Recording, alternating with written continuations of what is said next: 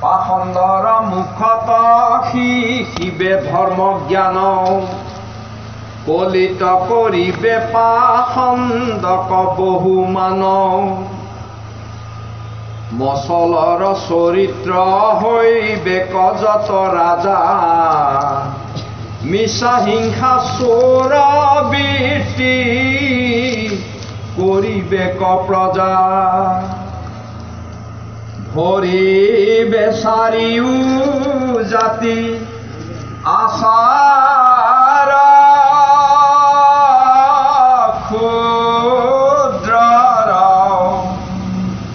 হৈবে অল্প প্ৰমাণ শৰীৰ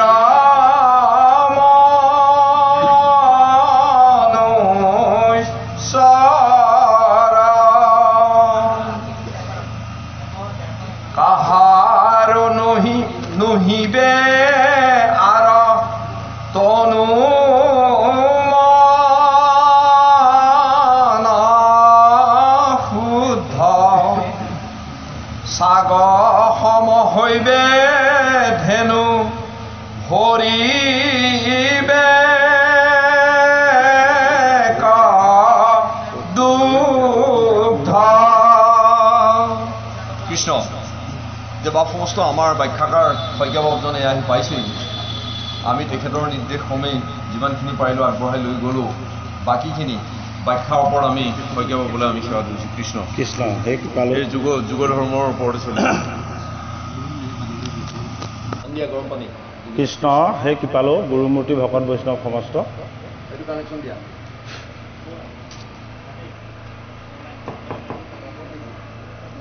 পানী গিলাচ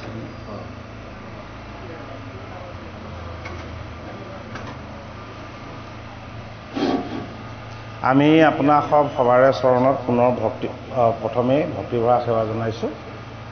আপোনালোকৰ আজ্ঞা আৰু আশীৰ্বাদ লৈ ভাগৱতৰ পাঠ আৰু বিশ্লেষণৰ অনুষ্ঠানৰ মাজলৈ আমি আগবাঢ়িছোঁ। আমাৰ অজানিতে কোনোবাখিনি দায়চিদ্ধ হ'লে আপোনাসৱে মৰিখন কৰিব বুলি আমি আপোনাসৱক সেৱা নিবেদন কৰিছোঁ।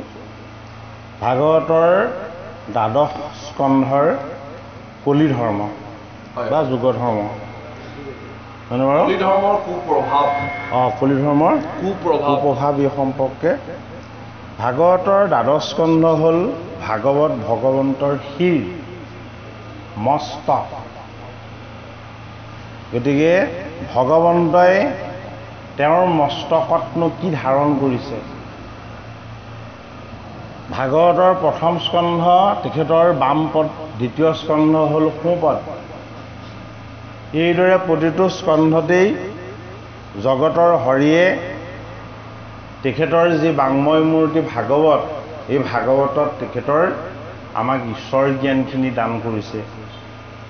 সেইটো কাৰণে ভাগৱত শাস্ত্ৰভাগে আমাক নিৰ্গুণ নিৰাকাৰ এক ঈশ্বৰ এই সিদ্ধান্তটোকে আমাক উপাসনা কৰোৱাইছে। সেইটো কাৰণে এই ধৰ্মক মহাভাগৱত মহাধৰ্ম বুলি কোৱা হয়। গুৰুজনাই আমাক যি ধৰ্ম দিছে এক শৰণ হৰিনাম ধৰ্ম, অৰ্থাৎ আমি এজন ঈশ্বৰক বিশ্বাস কৰোঁ, আমি এজন ঈশ্বৰক উপাসনা কৰোঁ, আমি প্ৰত্যেকে একেজন ঈশ্বৰৰে সন্তান। এই বিশ্বাস আৰু এই কথা আমি সকলোৱে অনুভৱ কৰোঁ। ভাগৱত শ্ৰৱণ কৰিবৰ নিমিত্তে পৰীক্ষিত যেতিয়া গংগাৰ পাৰলৈ গ'ল, তেওঁৰ জীৱনৰ মূলভূত দুটা সমস্যাৰ তেওঁ সন্মুখীন হৈছিলে। তাৰ আগতে এটা সমস্যা হ'ল যে তেওঁ নৰ হৈ জন্ম লৈ এই জগতত তেওঁ কি কাৰ্য সাধন কৰিলে তেওঁ উদ্ধাৰ হ'ব, সেই প্ৰশ্নটোকে সুধিছিলে তেখেতে যে মুমুক্ষু জীৱ কিদৰে উদ্ধাৰ হ'ব আৰু মুমুক্ষু জীৱৰ কৰণীয় কৰ্তব্য কি? এই দুটা প্ৰশ্নই পৰীক্ষিতে শুকদেৱক সুধিছিলে গুৰুজনাক। এই প্ৰশ্নৰ উত্তৰ দিবলৈ গৈ দ্বাদশ স্কন্ধ ভাগৱত গুৰু শুক ভগৱানে শিষ্য পৰীক্ষিতক বিকত কৰিলে। এতিয়া আমি যদিহে আমি আধ্যাত্মিক ঈশ্বৰ দৃষ্টিৰে যদি আমি চাওঁ, পৰীক্ষিতৰ জীৱনৰ যি দুটা মূলভূত প্ৰশ্ন, সেইকেইটা প্ৰশ্নই আমাৰ প্ৰত্যেকৰে জীৱনৰ প্ৰশ্ন। আমিও অভিসম্পাদযুক্ত যদিও আমি নাজানো, কাৰণ যি জীৱ অভিসম্পাতৰ পৰা মুক্ত হয়, সেই জীৱৰ জন্ম মৃত্যু নাই। সেই জীৱ অচিন্ত অনন্ত ঈশ্বৰৰ লগত এক হৈ যায়। গতিকে আমাৰ কোনোবা জন্মৰ সঞ্চিত পাতক আমাৰ লগত লাগি থকাৰ কাৰণেই পুনৰপি জনমং পুনৰপি মৰণং, এই জন্ম মৃত্যুৰ আয়াজাত চক্ৰটোলৈ আমি আহি থাকিব লগা হৈছে। এতিয়া আমাৰ কৌতুক মানুহ আছে কলিত ভূপেশ 1300। ইয়াত নিমিলিব নেকি অলপ?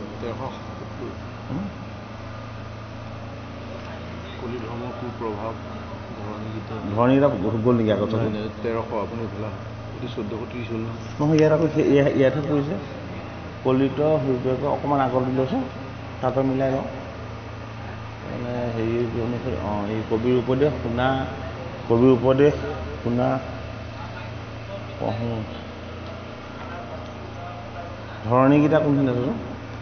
ধৰণীকেইটা অন্তত আছে ফাৰ্ষ্টৰ পৰা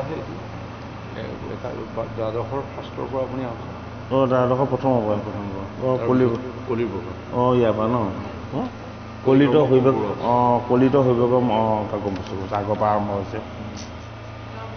ৰাজবংশালী কথনৰ পাইছিলে পাৰ হৈ গৈছে। হয় হয়। যে আমি ভাগৱতৰ দ্বাদশ স্কন্ধৰ পৰা স্বৰবিধি হ'ব। ভাগৱতৰ দ্বাদশ স্কন্ধ আমি গুৰু শুকদেৱে ভগৱানে পৰীক্ষিত নৃপতিক জনাইছে। একাদশ স্কন্ধলৈকে আমাক জগতৰ হৰিৰ বৈকুণ্ঠ প্ৰাণৰ তত্ত্ব কথাখিনি জনালে। পৰীক্ষিতৰ ব্ৰহ্মজ্ঞান লাভ হ'ল। ব্ৰহ্মজ্ঞানৰ দ্বাৰা পৰীক্ষিতৰ মুখ্য লাভৰ যি আনন্দ, এই আনন্দও লাভ হ'ল। এই দ্বাদশ স্কন্ধত পৰীক্ষিতে এই যে নৰ দেহ এটা লৈ যে তেওঁ জীৱন ধাৰণ কৰি আছিলে, এই জীৱনটো যে অনিত্য, অসত্য, অবাস্তৱ বস্তু, এই জীৱনটোৰ প্ৰতি যে পৰীক্ষিতে অকণো মোহ ৰাখিব নালাগে, তাৰ যুক্তি কাৰণ আৰু তাৰ তেওঁ যথেষ্ট ৰূপক উপমা আজি আনি দেখুৱাইছে যে তুমি যিটো যুগত এই মৰ্ত্যলৈ আহিলা, সেই পৰীক্ষিত, এই যুগটো হ'ল কলিযুগ। কলিযুগ যদি এটা দৃষ্টিৰে চোৱা যায় জীৱৰ কাৰণে খুব কল্যাণকাৰী যুগ, এটাতকৈ শ্ৰেষ্ঠ যুগ। কাৰণ সত্য, ত্ৰেতা, দ্বাপৰ, কলি, এই চাৰিটা যুগৰ ভিতৰত কলিযুগক শ্ৰেষ্ঠ যুগ বুলি কোৱা হৈছে। কলিতকৈ শ্ৰেষ্ঠ যুগ বুলি কোৱা হৈছে। কলিৰ শ্ৰেষ্ঠতা প্ৰতিপন্ন কৰি দেখুৱালে ভাগৱতৰ প্ৰথম স্কন্ধতেই কলিয়ে নিজেই।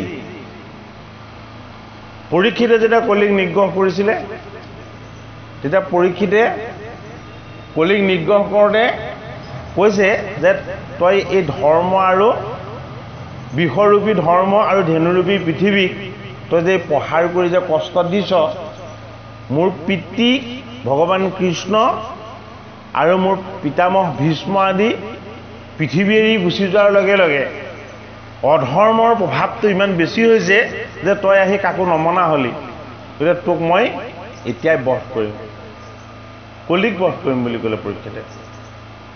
এতিয়া কলিক জানো কোনোবাই বধ কৰিব পাৰে? কলি কি? কলি হ'ল কাল। কালক কোনেও বধিব নোৱাৰে, কাৰণ কাল কোন? কাল ঈশ্বৰ নিজেই। সেইটো কাৰণে কাল বা সময় অনুসৰি আমি সিদ্ধান্তবিলাকহে মানি চলিব লাগিব। আমি কালক পৰিৱৰ্তন বা সময়ক পৰিৱৰ্তন কৰিব নোৱাৰোঁ, কিন্তু আমি নিজে পৰিৱৰ্তন হ'ব পাৰিম। এতিয়া পৰীক্ষিতে এই কলি নিগ্ৰহৰ সময়খিনিত এটা কথা কৈছিলে কলিক যে তই তোৰ স্বভাৱ তেন্তে তোৰ আচৰণ বেয়া খল স্বভাৱযুক্ত হিংসা কুতৰ্কী হয়নে ইমানবোৰ বেয়া গুণ লৈ তই যেতিয়া আছ তোক বধ কৰাটোৱে ভাল হ'ব এতিয়া কলিয়ে ক'লে যে আপুনি মোক পানে মাৰিব নালাগে আপুনি মোৰ পাণটো ৰক্ষা কৰক মোৰ লগত এটা ভাল গুণ আছে মই আপোনাক সেইটো কথা ক'ম দুখৰ সাগৰ কলি তাকো পৰীক্ষিত ৰাজা গুণ দেখি কৰিলে ৰক্ষণ মাধৱ মহাপুৰুষে নামঘোষাত এই কথাষাৰ আমাক দিছে তেনেকে কলিয়ে কি বুলি ক'লে যে এই যে মই যে সময় হৈ যদি মই বাচি থাকোঁ সত্য যুগত ধ্যান তেতা যুগত যজ্ঞ দাপৰ যুগত পূজা এইখিনি কৰি যি পুণ্য অৰ্জন কৰিছিলে তাৰ ৰেণু মাত্ৰও তুলনা এই পুণ্য নগত নহ'ব বোলে কি মই যেতিয়া প্ৰৱেশ হৈ যাম তেতিয়া যদি কোনোবাই হৰি ৰাম কৃষ্ণ নাম বুলি নাম উচ্চাৰণ কৰি দিয়ে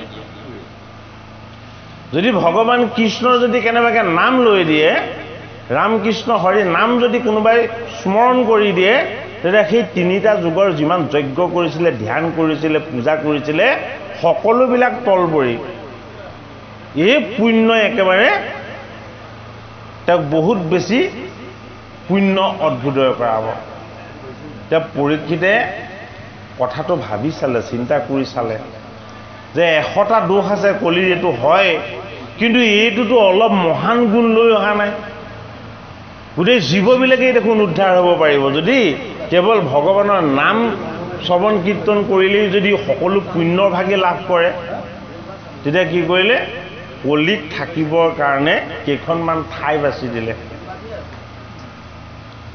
কলিত প্ৰথমতে প্ৰাণ ৰক্ষা কৰিছে কিন্তু থাকিবলৈ ঠাই দিয়া নাই যে এই জম্বুদ্বীপত তই মোৰ ৰাজ্যত থাকিব কিন্তু নোৱাৰিবি বোলে কিয় তোৰ বহুত বেয়া গুণ আছে তোক মই ইয়াত থাকিবলৈ নিদিওঁ এতিয়া কলিয়ে কৈছে যে আপুনি মোক পাণটো দান দিব নালাগে বোলে কিয় মোক পাণটো দান দি যদি মোক থাকিবলৈ আশ্ৰয় নিদিয়ে তেতিয়াহ'লে আপুনি মোক মৃত্যু দিয়া সেইটো আটাইতকৈ ভাল হ'ব গতিকে আপুনি মোক বধ কৰক তেতিয়া পৰীক্ষিতে কথাটো চিন্তা কৰি চালে হয় মই এওঁক মোক শৰণাপন্ন হ'ল মই এওঁক আশ্ৰয় দিলোঁ এতিয়া আশ্ৰয় দিয়াৰ পাছত আকৌ মই এওঁক বধ কৰিব নোৱাৰোঁ এতিয়া ঠাই কেইখনমান বাছি দিলে যে পঞ্চজনা পাপ য'ত থাকে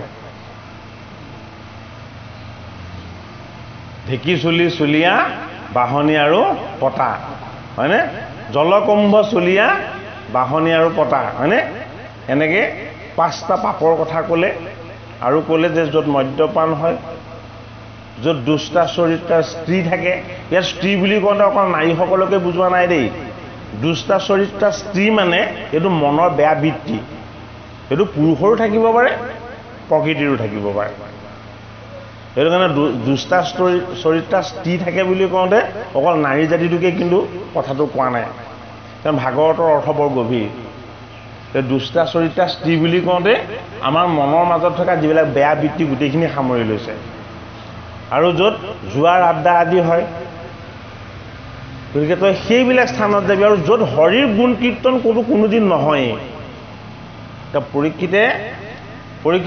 পৰীক্ষিতে কলিক কৈছে যে য'ত ভগৱানৰ নাম শ্ৰৱণ কীৰ্তন হয় তই কিন্তু তাত নাযাবি তাত যদি যাওঁ কিন্তু তোৰ বধ হৈ যাব এতিয়া কলিয়ে কান্দিছে যে ঠাই দিলা কিন্তু মোৰ পৰিয়ালটো বৰ ডাঙৰ কাৰণ পৰিয়ালটো কিয় ডাঙৰ কলিৰ পৰিয়াল ডাঙৰ হোৱাৰ এটা তাত্ত্বিক কাৰণ আছে যিমানবিলাক দুখৰ সাগৰ কলি যিমানবিলাক আমাৰ লগত থকা দুখ আছে অৱগুণ আছে সেই গোটেইখিনি কলি যেনে মনৰ জেদ হিংসা লোভ ক্ৰোধ অহংকাৰ হয়নে এই বেয়া গোটেই বস্তুবিলাকক একেলগে কলি বুলি কোৱা হয় তেতিয়াহ'লে কলিটোক আমি বাহিৰত বিচাৰি থাকিলে ক'ত পাম ভাগৱত শাস্ত্ৰই সেইটো কাৰণে কৈছে কলিটো তোমাৰ ভিতৰতে বহি আছে এতিয়া ইমানখিনি মোৰ সদস্য আছে যে থাকিবলৈ ঠাই কম হ'ল গতিকে মোক আৰু অকণমান ঠাই লাগে এতিয়া পৰীক্ষিতে নভবা নিচিন্তাকৈ কৈ দিলে যে তই সুবৰ্ণটো থাকিবি সুবৰ্ণ মানে সোণতো থাকিবি আৰু পৰীক্ষিতে তেতিয়া জৰাসন্ধক বধ কৰি যিটো মুকুট আনিছিলে ভীমে সেই মুকুটটোৱে শিৰত পিন্ধি আছিলে ধৰ্মৰাজৰ মুকুটটো পিন্ধি থকা নাছিলে সেই সময়ত জৰাসন্ধৰ মুকুট মানেনো কি এইটো জানিব লাগিব এইটো কাৰণে ভাগৱত শাস্ত্ৰতে কথাবোৰ খুব গভীৰকৈ দিছে জড়তা আৰু অজ্ঞান এই দুটা অবিদ্যা আমাৰ জড়তা বুলি কাক কোৱা হয় যে যাৰ হৃদয়ত প্ৰেম নাই যাৰ হৃদয়ত দয়া নাই ক্ষমা নাই এইটোক জড়তা বুলি কয় হয়নে বাৰু আৰু অজ্ঞান যি ভাল বেয়া উচিত অনুচিত এইটো বুজিয়েই নাপায় এই জড়তা আৰু অজ্ঞান দুটাৰ য'ত সন্ধি হয় তাক কোৱা হয় জৰাসন্ধ এইটো কাৰণে জৰাসন্ধক দুফাল কৰি দিয়ে আকৌ জইন হৈ যায় জড়তাই অজ্ঞানক টানিবই ইয়াক কোনেও দুভাগ কৰিব নোৱাৰে হয়নে বাৰু সেইটো কাৰণে কৃষ্ণ মহাভাৰতৰ কথাটো সেইটো কাৰণে বৰ তাত্ত্বিককৈ দিছে কৃষ্ণৰ পাত এটা ফালি দুফালে দুপিঠি কৰি পেলাইছে হয়নে নহয় অজ্ঞানক জ্ঞান কৰিব লাগিব জড়তাক চৈতন্য কৰিব লাগিব তাত্ত্বিক অৰ্থ তাৰ এইটো সেইটো কোনে কৰে সেইটো কাম কৃষ্ণহে কৰে কাৰণ কৃষ্ণ হ'ল মহাবুদ্ধি কৃষ্ণযুক্ত ঈশ্বৰ চেতনা যদি আমাৰ লগত সংযোগ নহয় তেনে মহৎ কাৰ্য কেতিয়াও সাধন নহ'ব সেইটো কাৰণে জৰাসন্ধক বধ কৰাৰ তত্ত্বটো দশমত দিছে কিন্তু দশমত কৃষ্ণৰ জন্মও আছে য'ত কৃষ্ণৰ জন্ম কৰ্ম লীলাৰ তত্ত্ব আছে তাতে আকৌ জৰাসন্ধৰ জন্ম কৰ্মৰ তত্ত্বও দিয়া আছে নিশ্চয় তাত এটা ৰহস্য লুকাই আছে নহয়নে বাৰু অজ্ঞানৰ শক্তিটো ভগৱান কৃষ্ণৰেই যিদৰে জ্ঞান বিদ্যা বুদ্ধি বেদৰ তত্ত্ব ভগৱান কৃষ্ণই অজ্ঞানক বিনাশ কৰিবৰ কাৰণে অজ্ঞানক আঁতৰ কৰিবৰ কাৰণে জগতৰ হৰি দৈৱকী নন্দন কৃষ্ণৰ কৃপা লাগিব সেইটো কাৰণে জৰাসন্ধ দশমত বধ হৈছে বধ কৰিবৰ কাৰণে তিনিটা বস্তু প্ৰয়োগ হৈছে এটা হ'ল ভীম এটা হ'ল অৰ্জুন আৰু লগত সহায় হ'ল কোন কৃষ্ণ এতিয়া জৰাসন্ধ বধৰ কাৰণে তিনিটা শক্তি লাগে ভীম আমাৰ বুদ্ধি অৰ্জুন আমাৰ আত্মজ্ঞান আত্মদৰ্শন আৰু কৃষ্ণ হ'ল পৰমাত্মাৰ পৰম তত্ত্ব পৰমাত্মাৰ পৰম তত্ত্ববোধৰ যদি পৰিচয় নহয় আমাৰ ভিতৰতে বহি থকা জৰাসন্ধজন বিনাশ নহ'ব এইটো কাৰণে কলি ধৰ্মৰ কথাৰে পৰীক্ষিত নৃপতিক দ্বাদশ স্কন্ধত শুকদেৱ ভগৱানে ভালদৰে শিকাই দিব বিচাৰিছে বোলে কি তুমি যিটোক জীৱন বুলি ভাবিছিলা যিটো মূল্যৱান বুলি ভাবিছিলা যিটো তোমাৰ কাৰণে আয়ুৰেখা ৰূপেৰে 100 বছৰৰ কাৰণে তুমি বাস কৰিবৰ কাৰণে তুমি এই পৃথিৱীলৈ আহিছিলো বুলি ভাবিছিলা এই সময়বিলাক কিমান ভয়ানক তুমি এবাৰ শুনি লোৱা বোলে কি যদি ঈশ্বৰ কৃষ্ণৰ যদি ভকতিৰ জ্ঞান নহয় গুৰুজনৰ যদি চৰণ সেৱা নহয় ভকত বৈষ্ণৱৰ যদি সংগ লাভ কৰা নহয় ঈশ্বৰক যদি সৰ্বদা উপাসনা কৰা নহয় তেতিয়াহ'লে তোমাৰ মনটোতে বাস কৰিব দুৰ্জয় কলি এই দুৰ্জন কলিয়ে কি দেখিব কামনা বাসনা লোভ লালসা কেৱল এইবিলাককে তোমাক দেখুৱাই থাকিব এইটো কাৰণে যত যিমান ৰজা আহিছে এই পৃথিৱীত কোনো স্থায়ী হৈ থকা নাই বুলি পৰীক্ষিতক কৈছে তুমিও পাণ্ডৱৰ নাতি এটি জীৱ হৈহে এই জগতলৈ আহিছা গতিকে কলিৰ যিখিনি অৱগুণ সেই অৱগুণখিনি আমি যিটো সময়ত এই জগতলৈ আহিছোঁ আমাৰ সময়ৰ কথাখিনিকে আমাক ভাগৱতৰ দ্বাদশ স্কন্ধত সোঁৱৰাই দিছে কি বুলি সোঁৱৰাই দিছে যে আমি যাতে চেতনাযুক্ত হওঁ আমি যাতে অচেতন নহওঁ আমাৰ চেতনাটো কি হয় যাতে ঈশ্বৰ পৰায়ণ যাতে হয় আমি যাতে প্ৰেমৰ দৃষ্টিৰে দয়াৰ দৃষ্টিৰে ক্ষমাৰ দৃষ্টিৰে আৰু লগতে সমস্ত জগত ব্ৰহ্মময় ঈশ্বৰৰ এই তত্ত্ব এই ঈশ্বৰ দৃষ্টিৰে দেখা পোৱাৰ যিটো আমাৰ ভকতিৰ জ্ঞান এই জ্ঞানটো যাতে আমাৰ ভাগৱত শাস্ত্ৰৰ দ্বাৰা ভকতৰ সংগৰ দ্বাৰা যাতে আমাৰ লাভ হয় এটা কলিৰ কথাখিনি আমাক ভাগৱতৰ দ্বাদশ স্কন্ধতে কৈছেগে একাদশ স্কন্ধত ভকতিৰ ৰহস্য তত্ত্বখিনি কৈ লৈছে গতিকে আমাৰ একাদশ ইন্দ্ৰিয়টো হ'ল মন শুদ্ধ আৰু পৰিষ্কাৰ স্বচ্ছ নিকা নহ'লে আমি ঈশ্বৰ সেৱাৰ কথা আৰু কেতিয়াও ভাবিব নোৱাৰিম যদি মন শুদ্ধ স্বচ্ছ নিকা কৰি আমাৰ ভাৱটোক যদি বৈকুণ্ঠৰ তত্ত্বৰ নিচিনা কৰি ল'ব পৰা যায় মায়ামোহৰ বিকাৰবিলাকৰ পৰা যদি মুক্ত কৰি ল'ব পৰা যায় তেতিয়াহ'লে আমি কলিৰ প্ৰজা হ'লেও এই দ্বাদশ স্কন্ধত যিখিনি ভয় লগা কলি ধৰ্মৰ কথা কৈছে সেইখিনি কথাই আমাক আৰু কেতিয়াও স্পৰ্শ নকৰিব। বস্তুখিনি অত্যন্ত জটিল। ইয়াৰ ভাগৱত শাস্ত্ৰৰ যিটো কথন কৌশল, প্ৰকাশ কৌশল, ইয়াৰ যিটো মানে এটা গভীৰ ৰহস্য দিশেৰে গোটেই বস্তুভাগক আগুৱাই নিছে ভগৱন্তই। ইয়াৰ এটা শৃংখলাবদ্ধ প্ৰণালীবদ্ধ অধ্যয়ন যদি কৰি লোৱা নহয় তেতিয়াহ'লে এদিন ভাগৱত শুনিলে এই ভাগৱতৰ কথা আমি বুজি নাপাম। এতিয়া কৈছে কি বুলি, অ চাৰি জাতিৰ মাজে যিজন বলিষ্ঠ অহৈবে আশী নাদাসেহি দুৰ্জন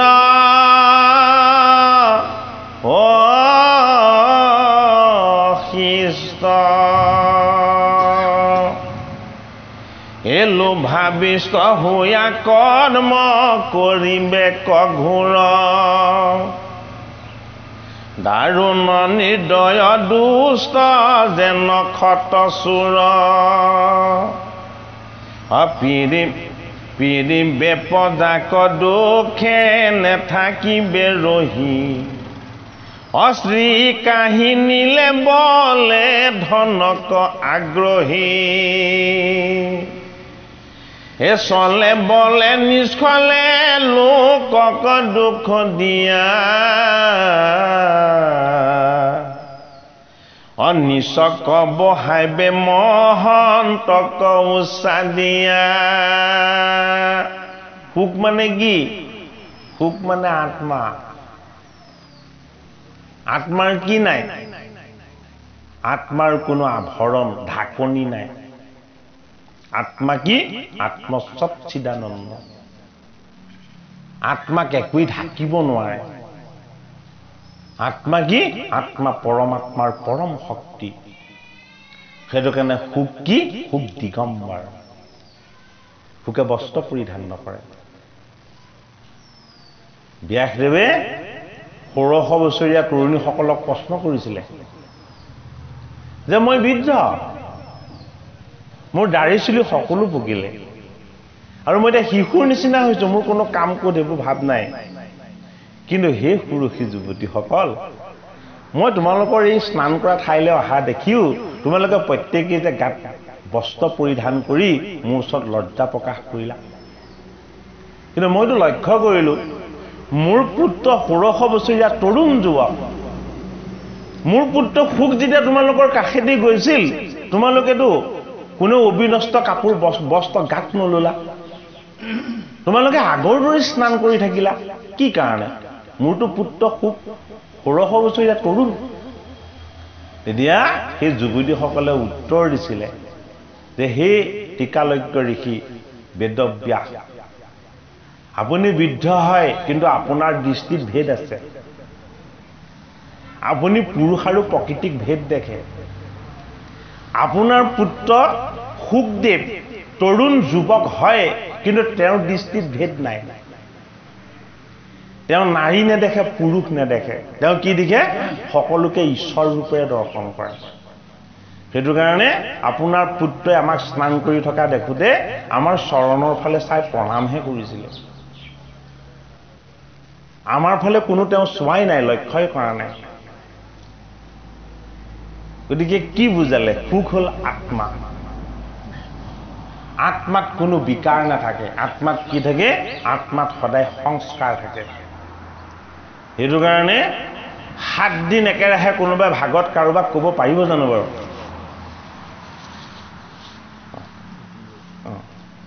কিন্তু পৰীক্ষিত নৃপতিক 7ম দিৱস ভাগৱত ক'লে পৰীক্ষিত সুখদেৱে। কিয় ক'লে? তেওঁ আত্মাৰ শক্তি হৈ গৈছে, পৰমাত্মাৰ তত্ত্ব হৈ গৈছে। সত্যত জন্ম, তেতাত শৰণ, দাপৰ যুগত পঢ়িছে পিতৃৰ ওচৰত ভাগৱত শাস্ত্ৰ, কলিৰ সন্ধ্যাত সুখে কৰিছে কীৰ্তন, আৰু এই 4টা যুগতেই তেওঁ তৰুণ হৈ আছে। কোনো ক্ষয় নাই, এডাল চুলিও পকা নাই, 1600 বছৰীয়া তৰুণ হৈ আছে। কি কাৰণে? হয়নে? যেতিয়া দিব্য পুৰুষৰ ৰূপ লৈ নিয়ম সংযম আৰু সাধনাৰে দেহক জড় কৰি কেৱল আত্মাক চেতনাযুক্ত কৰি তোলে, সেইজন চিৰতৰুণ হৈ যায়। তেওঁৰ মনত বিকাৰ নাই, সেইটো কাৰণে দেহত বিকাৰে স্থান নাপায়। তেওঁ নিজকে আত্মা বুলি ভাবে, সেইটো কাৰণে তেওঁৰ মৃত্যুৰ কথা কোনোদিন নাহে। সেইটো কাৰণে যি আমাক ভাগৱত কৈছে সেয়া আত্মাতত্ত্ব। কাক কৈছে? পৰীক্ষিতক কৈছে। পৰীক্ষিত হ'ল জীৱ। ভাগৱত কোনে পাব লাগিব? আত্মাৰ পৰা জীৱই পাব লাগিব। এই জীৱই যদি কেনেবাকে ভাগৱত বস্তু পায়, তেতিয়া কি হয়? জীৱ উদ্ধাৰ হয়, তাৰণ হয়। সেইটো কাৰণে সুখদেৱ আহোঁতে কেনেকে আহিছিলে? গংগাৰ পাৰলৈ সুখ আহোঁতে ৰামকৃষ্ণ হৰি গীত গাই, হৰিৰ নাম গাই গাই নিত্যৰত হৈ আহিছিলে। অকুঞ্চিত কেশেৰে সৈতে তেওঁ নৃত্য কৰি কৰি ভগৱান কৃষ্ণৰ ভক্তিৰ ভাৱনাত তেওঁ আনন্দ কৰি কৰি আহিছিল। গতিকে আমাৰ লগত থকা আত্মায়ো হৰিৰ আনন্দতহে নৃত্য কৰিব বিচাৰে। হৰিৰ আনন্দত আমাৰ লগত থকা আত্মাই কৰিব বিচাৰে আনন্দ, কিন্তু এই আনন্দৰ পৰা আমাক বঞ্চিত কৰে কোনে? আমাৰ এই জীৱটোৱে। জীৱটোৱে কেনেকে বঞ্চিত কৰে?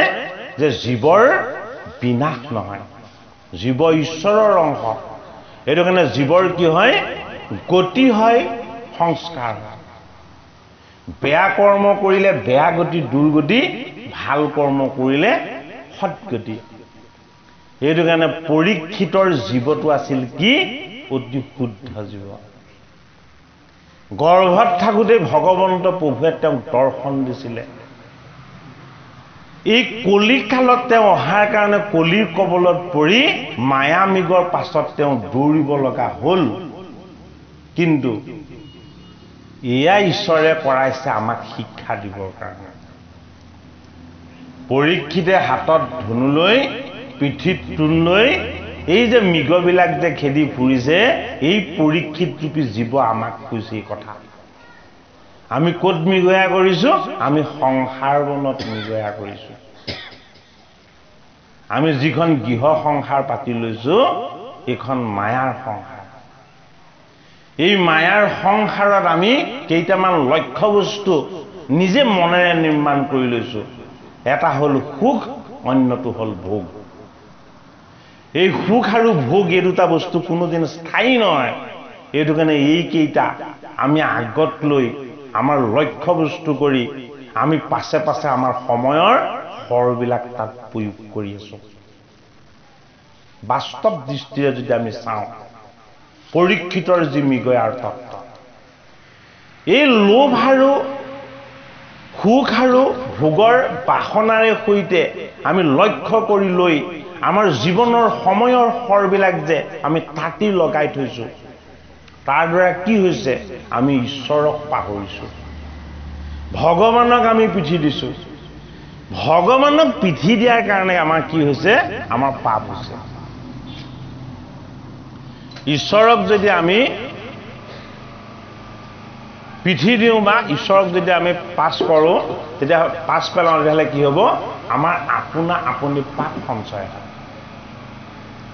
এতিয়া পাপটো পৰীক্ষিতে কৰি দেখুৱাইছে, কিন্তু এই পাপ আমি কৰি আছো। আমি কেনেকে কৰি আছো? আমাৰ লক্ষ্য বস্তু দুটা আমি জন্ম হওঁতে নিৰ্ধাৰণ কৰি লৈছো।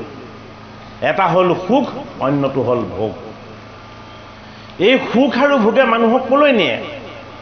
মানুহক ইমান বেয়া স্থানলৈ নিয়ে যে কোনোবাই যদি সুখ আৰু ভোগক আওকাণ কৰি আত্মতত্ত্বৰে সৈতে পৰমাত্মাক চিন্তা কৰি এটা সুন্দৰ জীৱনো যাপন কৰিব বিচাৰিছে, তেতিয়াহ'লে আমি সেইজনক কি কৰোঁ?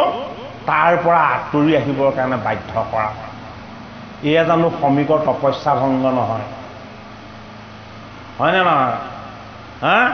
ঐ এতিয়াহে কমিছে ভাগৱতৰ পাঠ ব্যাখ্যা সঘনাই হলত, গীতাৰ পাঠ ব্যাখ্যা চলিলত, ভকতক এতিয়াহে ভেঙুচালি কৰিবলৈ এৰিছে। নহ'লে আগৰটো ভকত বুলি ক'লে ভেঙুচালিহে কৰে। আছিলে নে নাই তেনেকুৱা সময় এটা? আছিলে, হয়নে? ভেঙুচালি কৰিবলৈ এতিয়াহে ভয় কৰা হৈছে। কিয় ভয় কৰা হৈছে? ভাগৱত শাস্ত্ৰ শ্ৰৱণ কীৰ্তন কৰি তেওঁলোকে অনুভৱ কৰিব পাৰিছে যে বাস্তৱ ঈশ্বৰজনৰ কথা আমি জানিব লাগিব। আমি অবাস্তৱ অলিক ঈশ্বৰজনৰ কথা জানিলে নহ'ব। যিজন ভগৱান আমাৰ লগত বিৰাজমান হৈ আছে আমি সেইজনক পাব লাগিব, প্ৰত্যেকৰ লগত যিজন বিৰাজমান হৈ আছে। গতিকে পৰীক্ষিত নামৰ যুৱতীক আকৌ ভয় খুৱাই দিলে। কি বুলি ভয় খুৱাই দিলে? চাৰিও জাতিৰ মাজে যিজন বলিষ্ঠ হুইবে সেই ৰাজা সেই দুৰ্জন অশিষ্ট। চাৰি জাতিৰ মাজত যিজনে শক্তিশালী হ'ব সেইজনে দুৰ্জন ৰজা হ'ব। আমিনো কি ক'ব লাগিছে? প্ৰমাণ হাতত আপোনালোকে পাইছেই। সজ্জনজনক আঁতৰাই দুৰ্জনজন যে বহিবলৈ লৈছে তাৰ প্ৰমাণ আৰু কিবা বেলেগ লাগিব জানো? হয় নে নহয়? প্ৰমাণটো হৈয়ে গৈছে, যুগ ধৰ্ম গোটেইখিনি প্ৰতিফলন হৈয়ে গৈছে, হয়নে বাৰু? গতিকে লোভবিষ্ট হুয়া কৰ্ম কৰিবেক ঘূৰ দাৰুণৰ নিৰ্দয় দুষ্ট যেন শতচোৰ। গতিকে চাৰি জাতিৰ মাজত বল যিজনৰ বেছি, বুদ্ধি যিজনৰ বেছি, শক্তি যিজনৰ বেছি, সেইজন ৰজা হ'ব। সেইজন ৰজা হৈ কি কৰিব? এই চাৰিওটা জাতিকে শোষণ কৰিব। তেওঁ সেৱা কৰিবৰ কাৰণে ৰজা হোৱা নাই। তেওঁৰ লক্ষ্যটো এই দশম স্কন্ধত যি দেখুৱাইছে জৰাসন্ধ। তেওঁৰ লক্ষ্যটো জৰাসন্ধৰ মাজত একো পাৰ্থক্য নাই। তেওঁৰ লক্ষ্যটো কাল যৱনৰ মাজত একো পাৰ্থক্য নাই। পাইছোনে নাই? আমি ইয়াৰ প্ৰমাণ দেখিছোনে নাই? হয়নে? আজি ভাগৱত শাস্ত্ৰই কিমান শ বছৰ আগতে আমাক এই কথা ঘোষণা কৰি থৈ গৈছে। আজি প্ৰতিটো বাক্যই আখৰে আখৰে পালন হৈছে। কিয়? ভাগৱত ভগৱানৰ বাণী। এই বাণী নিৰ্গুণ বস্তু, এই বাণী সত্য বস্তু। সময়ৰ লগে লগে ই বেছি বাস্তৱ হৈহে আমাক দেখা দিব। সেইটো কাৰণে যদি ভাগৱত শ্ৰৱণ কীৰ্তন কৰিছোঁ দুটা বস্তুৰ ফালে পিঠি দিব লাগিব। এটা ৰজগুণী ভোগ আৰু অন্যটো ৰজগুণী বিলাস। এই ভোগ আৰু বিলাস সেই দুটা বস্তুৱে কি আনে? ভোগে আনে ৰূপ, বিলাসে আনে দুখ আৰু কষ্ট। যিমান বিলাসী জীৱন যাপন কৰিবলৈ ল'ব সিমানে দেহৰ শক্তি সামৰ্থ্য লোপ পাব। ৰ'দত কাম কৰি সদায় যিজন মানুহ আছে সেইজনক বেমাৰে অসুখে আনটো বাদ দিয়ক কৰোণা মহামাৰীও তেওঁক তলাব নোৱাৰিলে। হয়নে বাৰু? ভাগৱতে আমাক বাস্তৱ জীৱনৰ কথাহে কৈছে, অবাস্তৱ কোনো অলিক কথা আমাক কোৱা নাই। আমি যদি কেনেবাকে চাৰিও জাতিৰ ভিতৰত যদি আমি ধনী হ'ব পাৰোঁ, মানি হ'ব পাৰোঁ, বলৱান হ'ব পাৰোঁ, তেতিয়াহ'লে আমাৰ মনত কি থাকিব? ৰজাৰ আসনখনত বহাৰ এটা বাসনা থাকিব। ৰজাৰ আসনত বহিও যি ৰজাৰ বাসনাক ত্যাগ কৰিব পাৰিছে সেইজনৰ নাম হ'ল জনক। সেইটো কাৰণে জনক এজন বৈষ্ণৱ। ৰজাও যদি হয় তেতিয়াহ'লে বৈষ্ণৱ যদি হয় তেতিয়াহ'লে কি হ'ব? সেই ৰজাৰ ঘৰৰ পৰা কন্যা আনিবলৈ ভগৱান ৰাম নিজে যাব। তত্ত্বটো দেখাইছে আমাক। গতিকে আমাৰ জীৱনত যদি ভাগৱত গীতাৰ যদি সংস্কাৰখিনি নাহে আমি কেতিয়াও শুদ্ধ হ'ব নোৱাৰিম। পদৰ যোগেদি আমাক ভয় খুৱাই দিয়া হৈছে। বোলে কি? লোভাবিষ্ট হুয়া কৰ্ম কৰিবেক ঘূৰ দাৰুণৰ নিদয় দুষ্ট যেন শতচোৰ। আমাৰ স্বভাৱটো চোৰ স্বভাৱৰ হৈ যাব। কিয় চোৰ স্বভাৱৰ হৈ যাব? যে আমি যিমান পাইছোঁ আমি সেইখিনিক লৈ সন্তুষ্ট নহয়, আমাক আৰু বেছি লাগে। এই লগাখিনিৰ কাৰণে আমাক কি কৰিব? তৃষ্ণাত আঁতৰ কৰিব। এয়া জানো পৰীক্ষিতৰ মৃগ তৃষ্ণা নহয়? পৰীক্ষিতে প্ৰথম মৃগ খেদিছিলেহে। মৃগ যেতিয়া জাকে জাকে দেখিবলৈ ল'লে কি হৈ গ'ল? আৰু গোটেই সোপাকে মই আজি মাৰি লৈ যাম, হয়নে? এইভাগে সিহঁতৰ পাছত দৌৰি ফুৰোঁতে ফুৰোঁতে ফুৰোঁতে ভাগৰ লাগিছিলে, শান্তি আহিছিলে। তাৰপাছত কি হ'ল? তাৰপাছত একদম আতুৰ হৈ গ'ল, তৃষ্ণা আহি গ'ল। হাও মই এতিয়া ইয়াত নেপালে মৰি যাম, এই নেপালে মৰি যামটো হ'ল তৃষ্ণা তন্হা। ঐ একো নোপোৱাকেও যি জীয়াই থকাৰ আশাটো বুকুত ৰাখে, সেই তত্ত্বটোৰ নাম হ'ল সমীক। সেইটো কাৰণে সমীকে কি কৰিছে, এই আশাবিলাকক ৰুদ্ধ কৰি হৰিক এক হৈ যাবৰ কাৰণে, মায়ামিকবিলাকে যাতে তেওঁক স্পৰ্শ কৰিবহি নোৱাৰে, সেইটো কাৰণে কি কৰিছে, হৃদয়ৰ আসনত হৰিক উপাসনা কৰিছে। সেইটো কাৰণে পৰীক্ষিতক ঈশ্বৰে পানী বিচাৰি কলৈ নিলে, সমীক ঋষিৰ আশ্ৰমলৈ নিলে। সাধু, সন্ত, মহন্ত, যোগী আৰু ঋষি এয়া ঈশ্বৰ ৰূপ, এয়া স্থিৰ বস্তু, তেওঁলোক অস্থিৰ হৈ নাথাকে। সেইটো কাৰণে পৰীক্ষিতৰ অস্থিৰতাটোক আঁতৰ কৰিবৰ কাৰণে কাৰ ওচৰলৈ নিলে ভগৱানে, তৃষ্ণা জাগ্ৰত কৰি সমীকৰ সাধনময় আশ্ৰমলৈ লৈ গ'ল। যদি ভিতৰত আমাৰ সাধনা নাথাকে, যদি আমাৰ ভিতৰত ভকতি নাথাকে, আমাৰ ভিতৰত যদি ঈশ্বৰ পৰিচয় নাথাকে, অন্যজনক দেখিলেও সেই চেতনা আমি কেতিয়াও জাগ্ৰত কৰি ল'ব নোৱাৰোঁ। তাৰ প্ৰমাণ পৰীক্ষিতে সমীকক সাধনা কৰি থকা দেখিও চিনি নাপালে। কি কৰিলে, কটুবাক্য প্ৰয়োগ কৰিলে। কটুবাক্য প্ৰয়োগ কৰি পাপ অৰ্জন কৰিলে, সেয়াই নাতিলে। কি কৰিলে, তইনো সাধনা কৰি শুদ্ধ হৈ থাকি কি লাভ আছে, তোৰ ওচৰলৈ অহা ৰজাজনক তই পানী অকণকে দিব নোৱাৰিলি। সেইটো কাৰণে কি কৰিলে, মৰা সাপ এটা ডিঙিত মেৰিয়াই দিলে। ধৰ্মৰ প্ৰথম পদ তপ কোনে কৰিছিলে, সমীকে কৰিছিলে।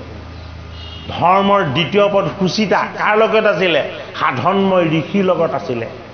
ধৰ্মৰ তৃতীয় পদটো কি, দয়া দান ক্ষমা কাৰ লগত আছিলে, ঋষিৰ লগত আছিলে।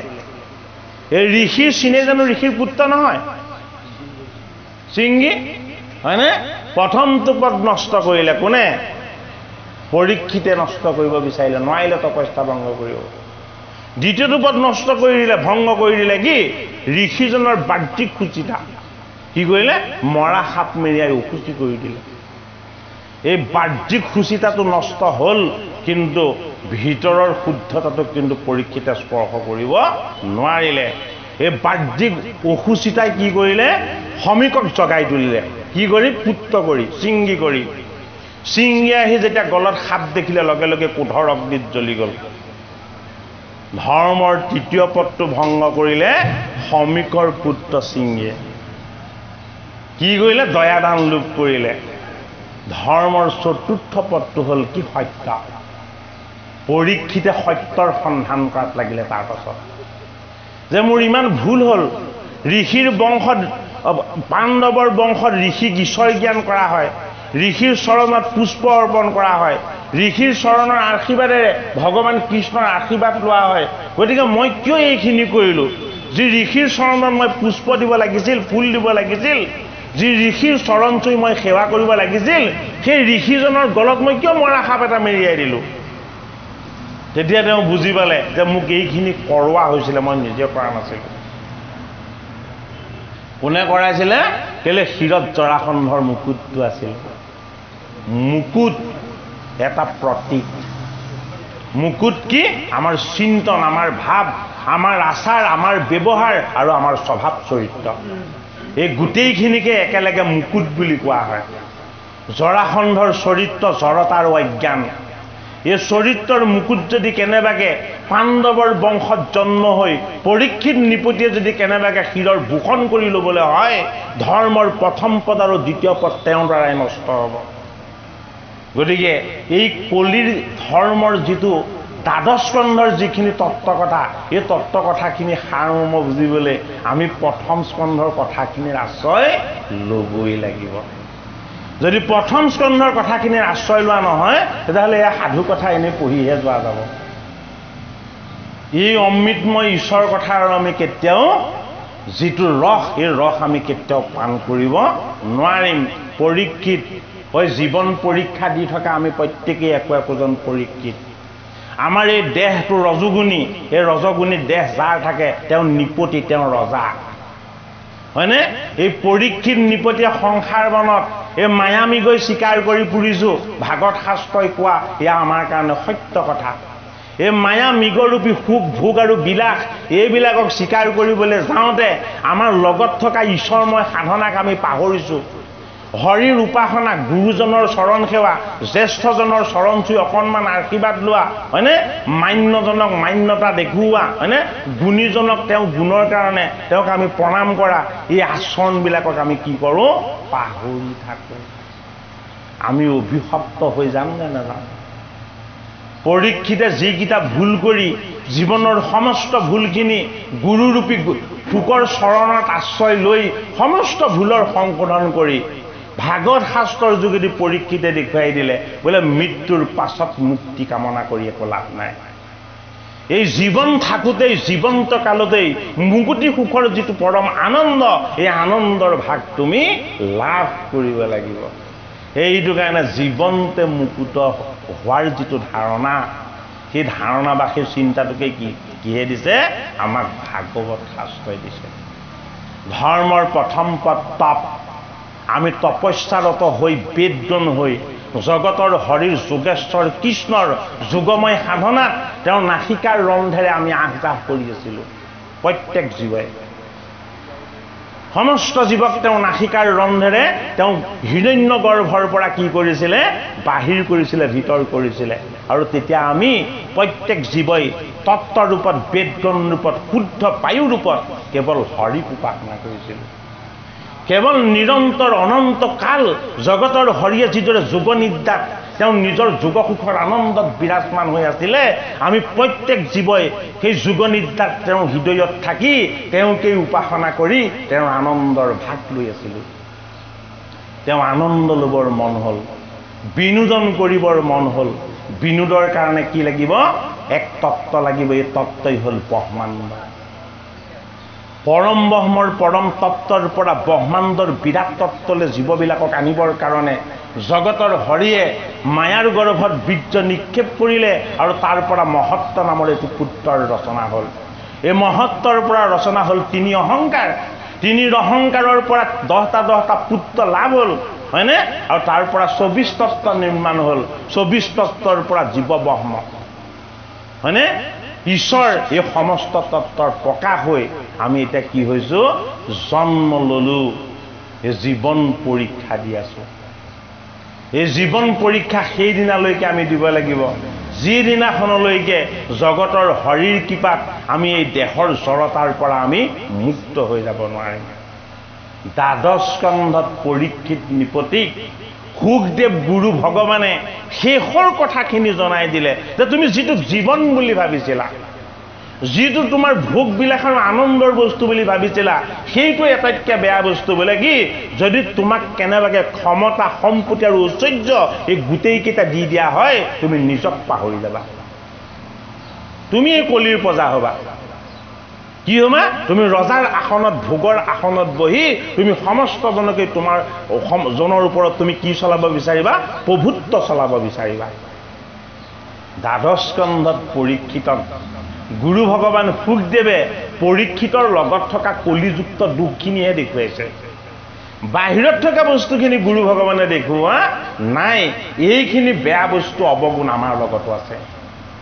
ভাগৱত শাস্ত্ৰ, ভগৱানৰ চৰণ, সাধুৰ সংগ বা ভকত বৈষ্ণৱৰ আশ্ৰয়ত আমি আমাৰ মনোগত আত্মবিশ্লেষণ কৰি আমি নিজক কি কৰিব লাগিব? শুধৰাবলৈ যত্ন কৰিব লাগিব। ভাগৱত শাস্ত্ৰই আমাক জীৱনৰ ভুলখিনি শুধৰাই ল'বৰ কাৰণে এটা আধ্যাত্মিক সুযোগ দিছে। এই আধ্যাত্মিক সুযোগটো আমি কেতিয়াও এৰিব নালাগে। সেইটো কাৰণে ভাগৱত যদি আমি শ্ৰৱণ কীৰ্তন কৰোঁ, গীতা শাস্ত্ৰ যদি আমি শ্ৰৱণ কীৰ্তন কৰোঁ, পৰীক্ষিত নিপতিয়ে যিদৰে 7 দিন ধৈৰ্য ধৰি গুৰুৰ মুখৰ পৰা ভগৱন্ত কৃষ্ণৰ গুঞ্জস আৰু আনন্দ কথা শ্ৰৱণ কৰি মৃত্যুক হাত বাউলি মাতিব পৰা হ'ল। কি কৰিলে? হে মোৰ গুৰু ভগৱান, সপ্তম দিৱস হৈ গ'ল। এতিয়া আপুনি বিদায় লওক। বোলে কিয়? মই পৰীক্ষিত কোন চিনি পালোঁ, মই নিজক চিনি পালোঁ, আৰু হে মোৰ গুৰুজন, মই আপোনাকো বুজি পালোঁ। আৰু আপোনাৰ কৃপাত মোৰ পৰিচয় হ'ল কাৰ? দৈৱকী নন্দন কৃষ্ণৰ। মোৰ নিজৰ পৰিচয়, আপোনাৰ গুৰুৰ পৰিচয়, ভাগৱত শাস্ত্ৰৰ পৰিচয় আৰু ভগৱান কৃষ্ণৰ পৰিচয়। এইকেইটা বস্তু পোৱাৰ পাছত এতিয়া মোৰ এই জীৱনৰ মোৰ কি প্ৰয়োজন আছে? যিকেইটা উদ্দেশ্য আগত লৈ মই ভূমিভাগলৈ আহিছিলোঁ, এই গোটেইকেইটা উদ্দেশ্যই আপোনাৰ কৃপাত মোৰ কি হ'ল? সফল হ'ল। আৰু তেতিয়া পৰীক্ষিত কি হৈ গৈছে? পৰীক্ষিত সন্ত মহন্ত সাধু হৈ গৈছে। জীৱনৰ জড় বিকাৰবিলাকৰ পৰা মুক্ত হৈ গৈছে। নিজৰ স্থিতিৰ কথা নিজেই অনুভৱ কৰিব পৰা হৈছে আৰু তেওঁ গম পাইছে, দেখিছে বোলে কি তক্ষক ৰূপেৰে বাহমনৰ ভাও ধৰি এই নাকটো সৰ্পটো আহি কি কৰিছে? দুৱাৰ মুখত পৰীক্ষিতৰ কাৰণে ৰৈ আছে। হে পৰীক্ষিত, তোমাৰ সন্মুখত গুৰু আছে, তুমি শিষ্য হৈ যি ভাগৱত চৈতন্য বস্তু এই ঈশ্বৰ প্ৰভু তাত বিৰাজমান হৈ আছে। মই তক্ষক কাল হয়, মই ঋষিৰ বাক্য সফল কৰিবলৈ আহিছোঁ হয়, যদি তুমি মোক আহ্বান নকৰা মই তালৈ যাব নোৱাৰিম। বৈষ্ণৱক মৃত্যু দিবলৈ কালো আহিব নোৱাৰে, প্ৰমাণ দেখুৱাই দিলে। আৰু পৰীক্ষিতে কি কৰিলে? ঋষিৰ বাক্য সফল হওক, ঋষিৰ অভিশাপ বিফল হ'ব নালাগে। হে মোৰ গুৰুজন, আজি সপ্তম দিৱস সম্পূৰ্ণ হ'ল। যদি ঋষিৰ বাক্য লংঘন হয় তেতিয়াহ'লে জগতত অমংগল হ'ব। মই এই জীৱনত যিখিনি পাব লাগে মই মোৰ গুৰুজনৰ কৃপাত লাভ কৰিলোঁ। এতিয়া আপুনি অন্তৰ্নিহিত হওক বুলি গুৰুক ক'লে। অন্তৰ্নিহিত হোৱা মানে কি? অন্তৰ্ধ্যান হোৱা। সুখ তাৰ পৰা উঠি যোৱা নাই। সুখ কি? আত্মা। আত্মা কি? আত্মা অনমিত্ৰ, সচ্চিদানন্দ, নিৰ্গুণ, বিকাৰৰহিত, নিৰাকাৰ। সেইটো কাৰণে কি হৈ গ'ল? আকাৰ লৈ দেখা দিছিলে, আকৌ নিৰাকাৰ নিৰ্গুণ তত্ত্বলৈ গমন কৰিলে। পৰীক্ষিতক যি ঈশ্বৰৰ তত্ত্বজ্ঞান দিবলৈ ভগৱত মূৰ্তি হৈ তেওঁ আহিছিলে, সেই উদ্দেশ্য তেওঁ সফল হ'ল। আৰু তেতিয়া পৰীক্ষিতেও গুৰুজনক নিজৰ গুৰুৰ আসনত অধিষ্ঠিত হ'বলৈ, নিৰ্গুণ আসনত। গুৰুৰ আসনখন কি? নিৰ্গুণ, গুণত নাই। গুৰুজনে দেখা দি থকাটো সেইটো গুণময় বৃত্তি। গুণময় বৃত্তিত গুৰুজন নাথাকে। গুৰুজন অন্তৰ্ধ্যান হ'লেও তেওঁ পোৱাৰ যিটো আনন্দ, সেই আনন্দটো হ'ল নিৰ্গুণ স্থান। পৰীক্ষিতৰ লগতেই গুৰু আছে। কোন? সুখ আছে। সন্মুখত থকাৰ কোনো প্ৰয়োজন নাই। সেইটো কাৰণে কি কৈছে? যে মই জীৱ হৈ আহিছিলোঁ, এই দেহৰ বিকাৰ বন্ধনৰ পৰা মই এতিয়া মুক্ত হ'ব লাগিব। গতিকে সুখদেৱ ভগৱান অন্তৰ্নিহিত হ'ল। তক্ষকক মাতিলে পৰীক্ষিতে, বোলে কি? তুমিও মোৰ ওচৰলৈ আহা। বোলে কিয়? মই কৃষ্ণৰ চৰণ পাইছোঁ, ভগৱন্তৰ নাম পাইছোঁ, জীৱৰ জড় বন্ধনৰ পৰা মই এতিয়া মুক্ত হৈ যাব পাৰিছোঁ। জীৱনতে মুকুত হোৱাৰ যিটো আনন্দ, এই আনন্দ পৰীক্ষিতৰ লাভ হৈছে। গতিকে আমিও এই কলিৰ যিখিনি অধৰ্ম আৰু অন্যায়, এইখিনি আমাৰ মাজত সৰ্বদা বিৰাজমান হৈ থাকিব। যদিহে আমাৰ লগত ঈশ্বৰ জ্ঞান নাথাকে, যদিহে আমাৰ লগত গুৰুজনৰ প্ৰতি শ্ৰদ্ধা ভক্তি নাথাকে, যদিহে আমাৰ লগত আমাৰ পিতৃ মাতৃ মান্যজনৰ প্ৰতি আমাৰ যদি শ্ৰদ্ধা আৰু ভক্তি নাথাকে, কলিৰ যিমানবিলাক অধৰ্ম অন্যায় আৰু অৱগুণ আছে সমস্তখিনি আহি আমাৰ হৃদয়তে বাস ল'বই। সেইটো কাৰণে সোণ যদিও উজ্জ্বল বস্তু, তাক নিকা কৰিবৰ কাৰণে, উজ্জ্বল কৰিবৰ কাৰণে তাক জুইত বৰ জটিলভাৱেৰে পুৰি দিয়া হয়। সোণটো উজ্জ্বল কৰিবৰ কাৰণে পুৰিব লগা নহয় জানো? হয়নে? আৰু সোণ যিমানে পুৰা যায় সিমানে উজ্জ্বল হয়। তাতকৈও ডাঙৰ কথা, যদি বেছি সময় সোণখিনি পুৰি থকা হয়, সোণখিনি সোণৰ ৰূপৰ পৰা অগ্নিৰ ৰূপলৈ গমন কৰে। সোণখিনি কি হৈ যায়? ৰঙা অগ্নি হৈ যায়। প্ৰথমতে সি সোণ আছিলে, তাক শুদ্ধ কৰিবৰ কাৰণে অগ্নিক নিক্ষেপ কৰা হৈছিলে। অগ্নিত গৰম কৰোঁতে কৰোঁতে অগ্নি আৰু সোণ এক হৈ গৈছিলে। এইদৰেই ভাগৱত কথা শুনোতে, শ্ৰৱণ কৰোঁতে কৰোঁতে পৰীক্ষিত নামৰ জীৱও আত্মাৰূপী অগ্নিত এক হৈ গৈছিলে। সেইটো কাৰণে তক্ষকে আহি তেওঁক দংশন কৰোঁতে আৰু তেওঁ গম নেপালে। কিয় গম নেপালে? অগ্নিক একোৱে পুৰিব নোৱাৰে। অগ্নিয়েহে বেলেগক উত্তাপ দিয়ে আৰু পোহৰ দিয়ে। সেইটো কাৰণে ভাগৱত কথা শ্ৰৱণ কৰি কৰি কৰি আমাৰ লগৰ সাত্বিক গুণবিলাকক সুবৰ্ণময় কৃষ্ণ তত্ত্বৰ ফালে আমি আগুৱাই লৈ যাব লাগিব। দ্বাদশ স্কন্ধত কলি ধৰ্ম আৰু যুগ ধৰ্মৰ কথা যদিও কোৱা হৈছে, দ্বাদশ স্কন্ধতেই পৰীক্ষিতৰ আনন্দময় মুখ্য আৰু ব্ৰহ্ম জ্ঞান লাভ হৈছে। কৃষ্ণ আমাৰ কৃপালু গোহাঁই বাপৰ কথা অকণমান ক'বই লাগিব। এবেলাৰ কাৰণে খন্তেক সময়ৰ কাৰণে হ'লেও আমাক তেখেতে সংগ দিলে যে আজি কলেজ খোলা, কৈছে যে আপুনি আপোনাৰ দায়িত্ব কৰ্তব্য সামৰি আমাক 1 ঘণ্টামান সময় হ'লেও অকণমান আপুনি সময় দিব। গতিকে আমি গোহাঁই বাপজনাৰ আমি কৃতজ্ঞতাৰ সেৱা জনাইছোঁ। তেখেতে পাঠভাগ আৰম্ভ কৰি পাঠভাগ চলাইছে। গতিকে আমি পুনে পাঠি আৰম্ভ কৰি দিছোঁ। গতিকে আমাৰ সময়খিনিও আগবাঢ়িছে। আপোনাৰ সব ভকত বৈষ্ণৱক পুনৰ সেৱা জনাই আমি আকৌ শ্ৰদ্ধাৰ গোহাঁই বাপক পাঠৰ আগবাঢ়িবৰ কাৰণে সেৱা কৰিছোঁ। কৃষ্ণ চাৰিও আশ্ৰমী হইব গৃহস্থৰ নয়, ভাৰ্যাৰ কুটুম্বে হইবে কুহিদ্ৰ নিশ্চয়, আতি অনুপ্ৰমাণ হইবে কজত ধান, শত শত হইবে বৃক্ষ সমিধ প্ৰমাণ। এতিয়া আমাক ভাগৱত শাস্ত্ৰৰ কলিৰ লক্ষণখিনি কৈছে। কলি কি? কলি বৰ দ্ৰুত সময়, খৰতকীয়া সময়। যে কলিত চাৰিও আশ্ৰমী হইবে গৃহস্থৰ নয়। 4 আশ্ৰমী কি? ব্ৰহ্মচৰ্য, গাহস্থ, বানপন্থী আৰু সন্ন্যাস, হয়নে? যে এই 4টা আশ্ৰমৰ যিটো নয় বা বিচাৰ, এই বিচাৰটো কলিত ক'ত হ'ব? গৃহ সংসাৰত হ'ব। এতিয়া গৃহ সংসাৰত এফালে কলিৰ ধৰ্ম, সিফালে বাস্তৱখিনি। আগতে ব্ৰহ্মচৰ্য আশ্ৰম কেনেদৰে পালন কৰিছিলে? ব্ৰহ্মচাৰীসকলে গুৰুৰ আসনত গুৰুৰ ওচৰত থাকি গুৰুৰ গৃহত ভিক্ষা কৰি তেওঁলোকে নিজক পোহপাল দিয়াৰ লগতে গুৰুকো সেৱা কৰিব লাগে।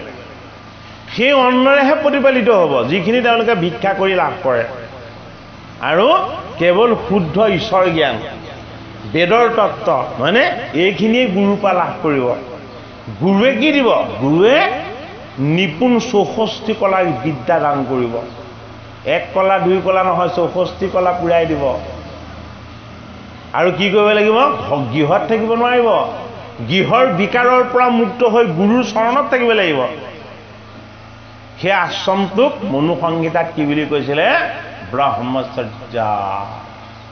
ব্ৰহ্মচৰ্য মানে ব্ৰহ্মৰ আচৰণ তত্ত্ব। ব্ৰহ্ম কি? ব্ৰহ্ম এই জগত। ব্ৰহ্ম কি? ব্ৰহ্ম এই জীৱ। ব্ৰহ্ম কি? আমি কৈ থকা বাণী শব্দ। ব্ৰহ্ম কি? ব্ৰহ্ম সমস্ত ভকত বৈষ্ণৱ। এই সমস্তখিনিক ঈশ্বৰময় অনুভৱ কৰিব পৰাৰ যিটো অনুশাসনমূলক ব্যৱস্থা, এই ব্যৱস্থাটোক কোৱা হৈছিলে ব্ৰহ্মচৰ্য আশ্ৰম। গতিকে ব্ৰহ্মচৰ্য আশ্ৰম এতিয়া গৃহস্থৰ গৃহত প্ৰতিপালন হ'ব। কেনেকৈ হ'ব? ৰাতিপুৱা শুই উঠাৰ লগে লগে 5 বছৰীয়া শিশুটোক এজনে টাইডাল পিন্ধাব, এজনে জোতাযোৰ পিন্ধাব, হয়নে নহয়? আৰু এজনে টিফিন বান্ধিব, হয়নে? কিতাপ ক'ত থাকে ঠিক নাই, সিচতি পিচতি হয়, মাকে সেইখিনি আগদিনাখনেই গোটাই থ'ব লাগিব।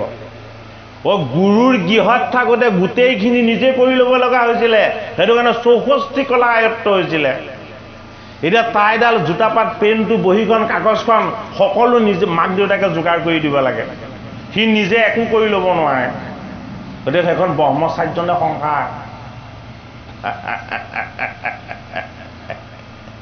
যি ব্ৰহ্মচৰ্যৰ আচৰণ আমাৰ জীৱনত সৰ্বদা প্ৰতিপালন হ'ব লাগিছিলে, তাততো সংসাৰেহে প্ৰতিপালন হ'ল। সংসাৰৰ মায়া আৰু মোহৰ বিকাৰবিলাকত পৰি মাতৃয়ে ভাবিছে পুত্ৰটো বা কন্যাই কষ্ট পাব, পিতৃয়ে ভাবিছে তাৰ কষ্ট হ'ব, আৰু ককা আইতাক থাকিলেতো আপুনি সেইফালে বেকাকে চাবও নোৱাৰিব, হয়নে নহয় বাৰু? ককা আইতাক থাকিলে নাতিটোক একো ক'বও নোৱাৰি, হয়নে বাৰু? এই যে কথাখিনি ক'লে বাস্তৱতে মিলিছেনে আমাৰ লগত, হয়নে? গতিকে ব্ৰহ্মচৰ্য, ব্ৰহ্মক আচৰণ কৰি পৰম ব্ৰহ্মৰ ঈশ্বৰ জ্ঞান তুল্য বিদ্যা বুদ্ধি যেতিয়া লাভ কৰি অন্ত হয়, তেতিয়া কি কৰা হয়? ভাগৱতৰ 10ম স্কন্ধত গুৰু ভগৱান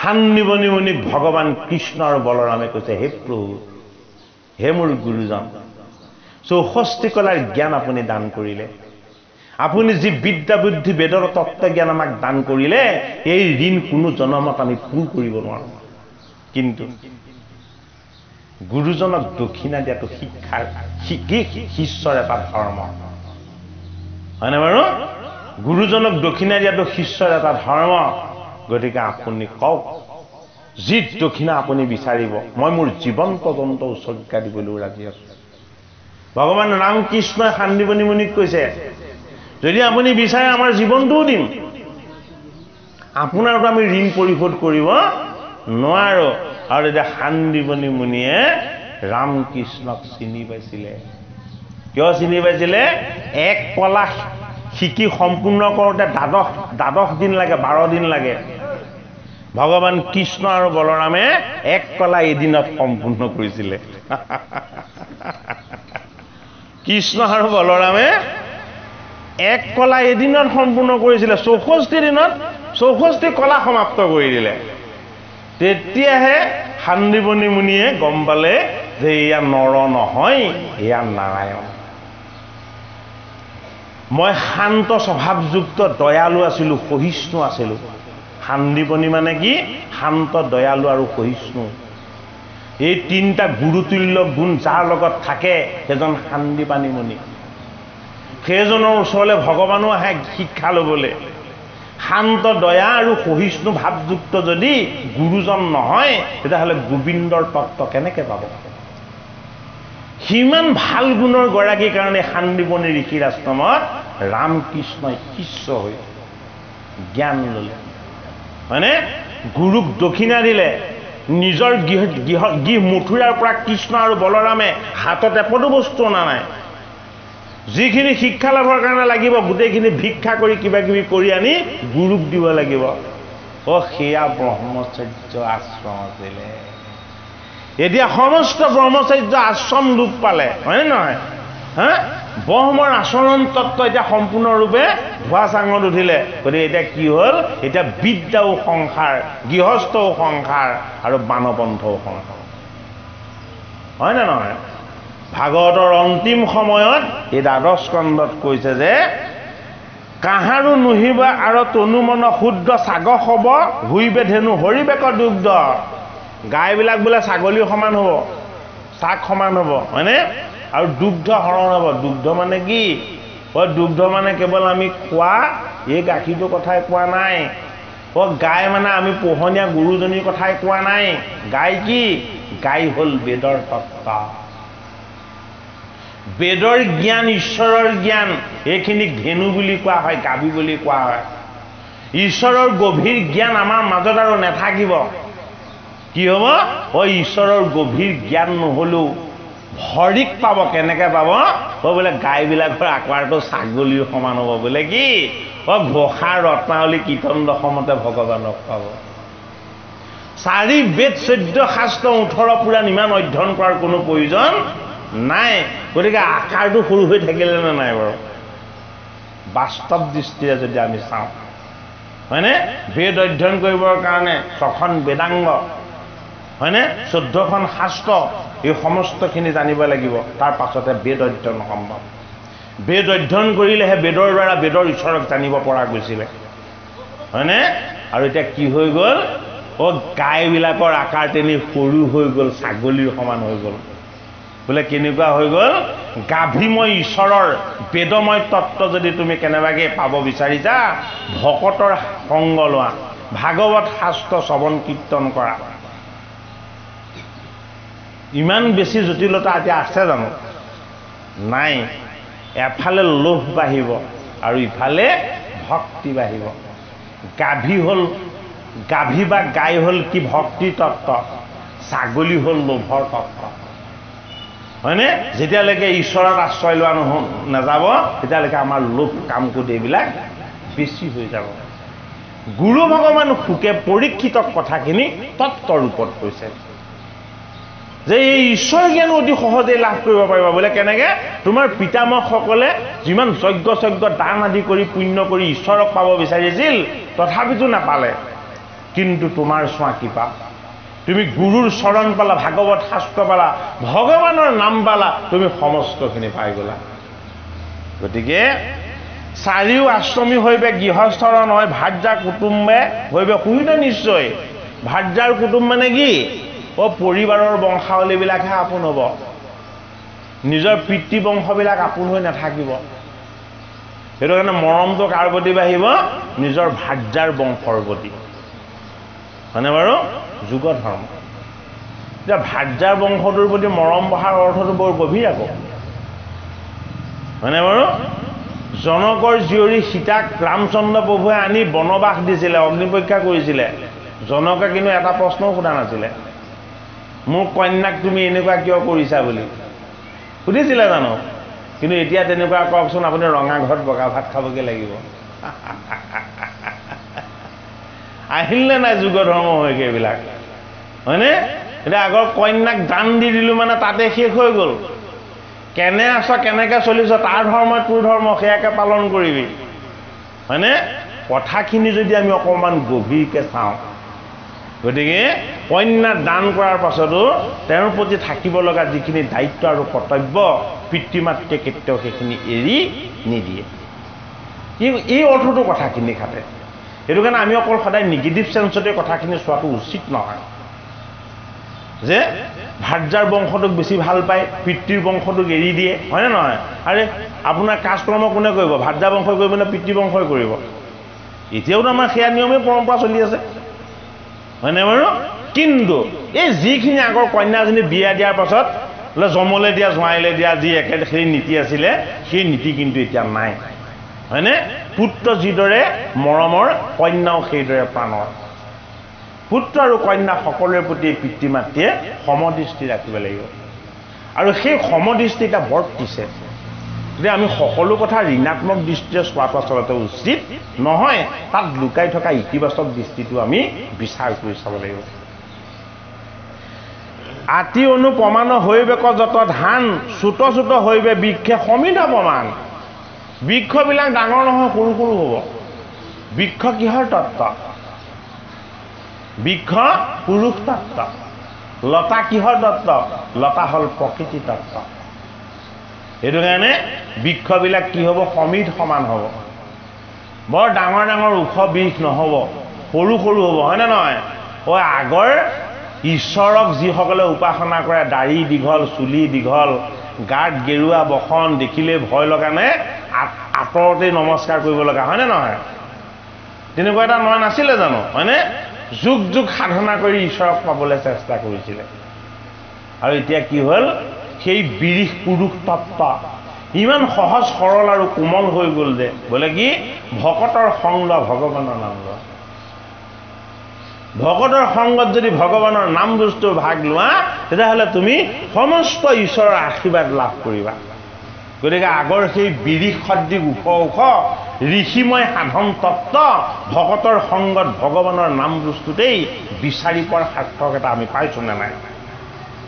ইতিবাচক দৃষ্টিৰে যদি চাওঁ, গতিকে পুৰুষ তত্ত্ববিলাকো যেনেকৈ শাস্ত্ৰই আমাক দেখুৱাইছিলে, ভাগৱত শাস্ত্ৰই আমাক আকৌ পুনৰ ভবাই তুলিছে যে তুমি জীৱ হৈ জন্ম ল'লা, নিজক শুদ্ধ কৰা, নিজৰ মাজত থকা বেয়াবিলাকক শুদ্ধ কৰি লোৱা, আৰু ভাল ভগৱন্তৰ চৰণ উপাসনা কৰা। কৃষ্ণ আমাৰ পাঠকে আকৌ অকণমান পাঠ কৰক।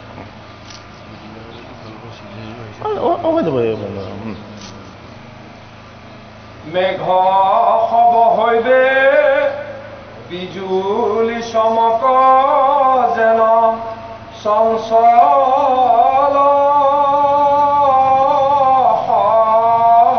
সদায়। মেঘ হব হৈবে ককলিত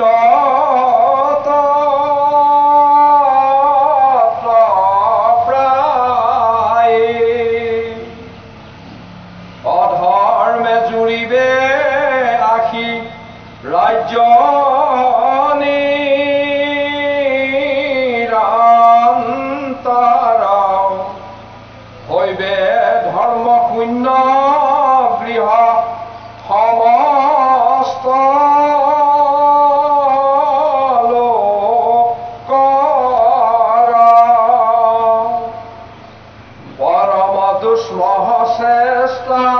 হইবে মনুষ্যৰ ভৰিবে গাধৰ ধৰ্ম লোক নিৰন্তৰ সবান্ধৱে ধৰ্ম কদে হৰ কৰি বাজ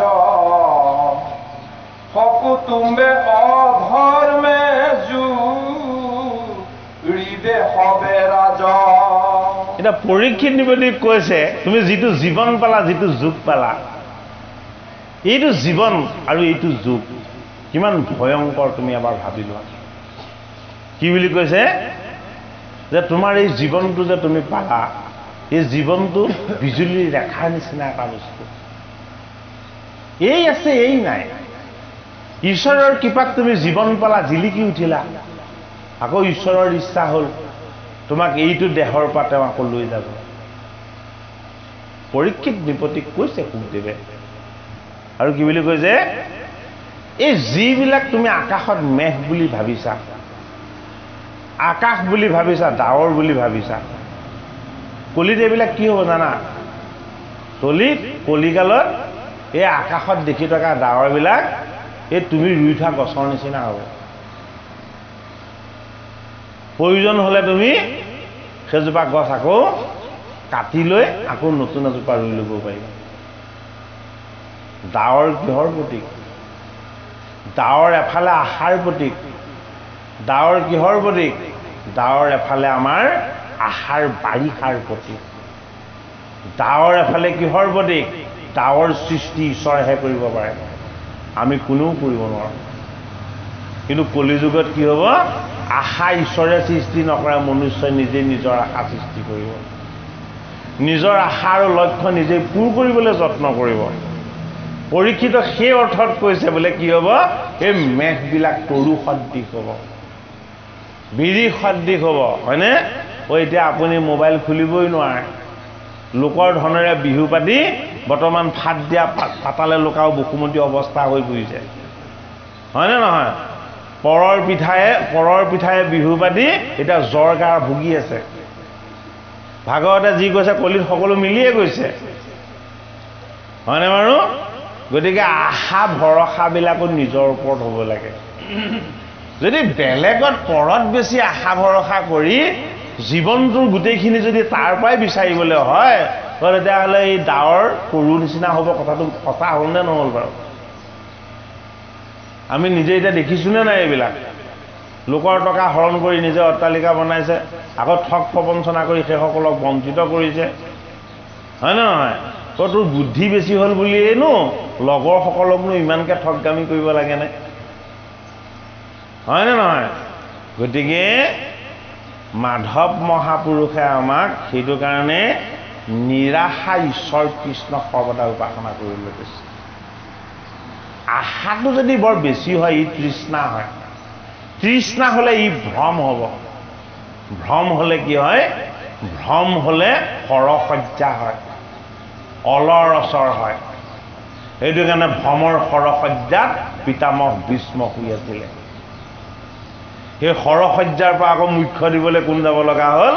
বাসুদেৱ কৃষ্ণ যাব লগা হ'ল। কৃষ্ণই যদিও মুখ্য দিলে, মুখ্যটো কেনেকৈ পালে? ভীষ্মই এটা নতুন কাম কৰি দিলে। এই সৰসজ্জাত পৰালৈকে ভীষ্মই মনত এটা কথাই ভাবি আছিলে, বোলে কি মই জীয়াই থকালৈকে এই হস্তিনাপুৰৰ সিংহাসনখন সুৰক্ষিত কৰি ৰাখিম।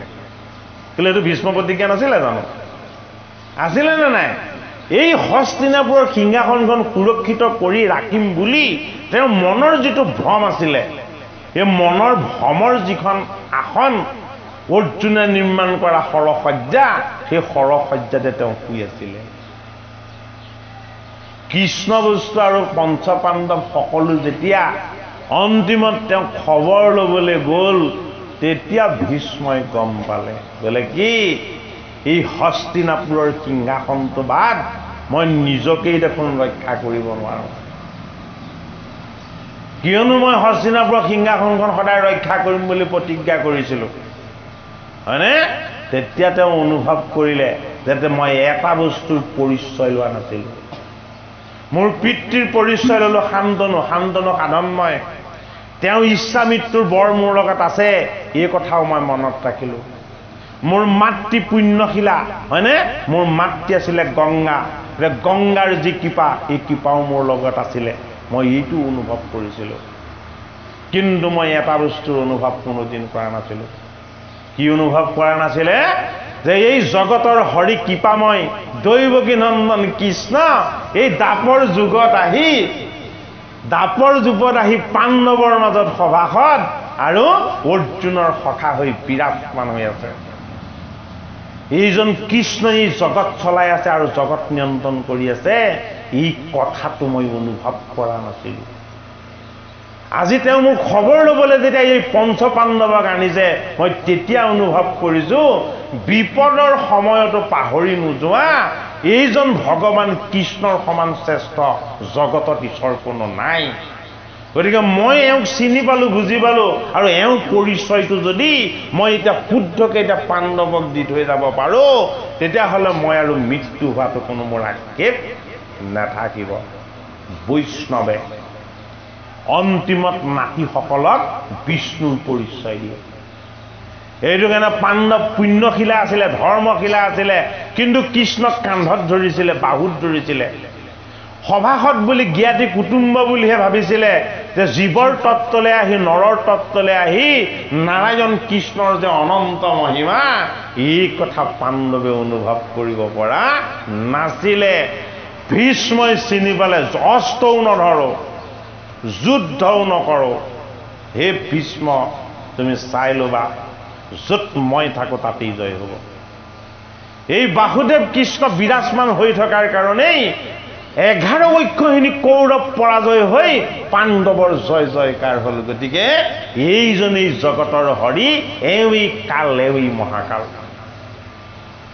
ভাগৱতৰ প্ৰথম স্কন্ধত ভীষ্মৰ মুখ্য হয় আমি প্ৰত্যেকেই ভীষ্ম এই জীৱন ভীষণ ভীষ্ম শব্দৰ অৰ্থই হ'ল ভীষণ বস্তু হয়নে আমাৰ এই জীৱনটো বৰ ভীষণ বস্তু ই বিচাৰিলে কোনেও নাপায় আৰু নিবিচাৰিলেও কোনেও ইয়াৰ পৰা মুক্ত হ'ব নোৱাৰে হয়নে সেইটো কাৰণে ভীষ্ম এজন বৈষ্ণৱ বোলে কিয় মনৰ ভ্ৰমটোতেই আমি বান্ধ খাই আছোঁ এই মনৰ ভ্ৰমৰ পৰা যদি আমি মুক্ত হৈ মনটোক যদি কৃষ্ণৰ লগত এক কৰি দিব পাৰোঁ আমি জগতৰ হৰিৰ অংশ জীৱ এই হৰিৰ অংশৰ জীৱই যদি হৰিক আশ্ৰয় লৈ হৰিক ভজে তেতিয়াহ'লে জীৱৰ সদ্গতি কেতিয়াও নোহোৱাকৈ নেথাকে ইয়াৰ ভীষ্মৰ মুখ্য হৈছে ভাগৱতৰ ক'ত প্ৰথম স্কন্ধত পাণ্ডৱক কৃষ্ণ পৰিচয় দিলে গতিকে ভাগৱত শাস্ত্ৰই কেৱল কৃষ্ণৰ যশ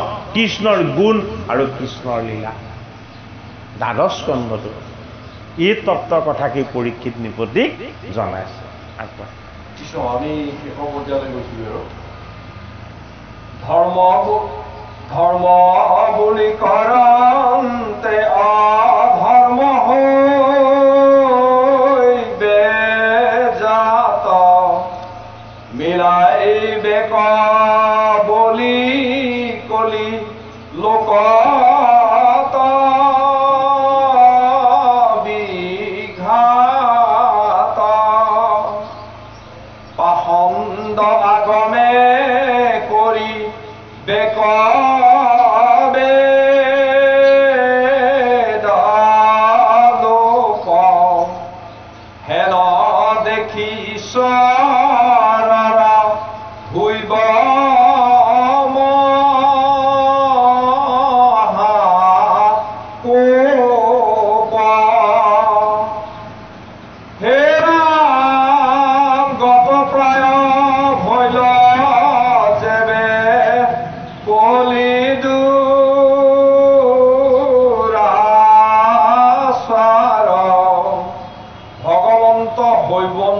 আপুনি অৱতাৰ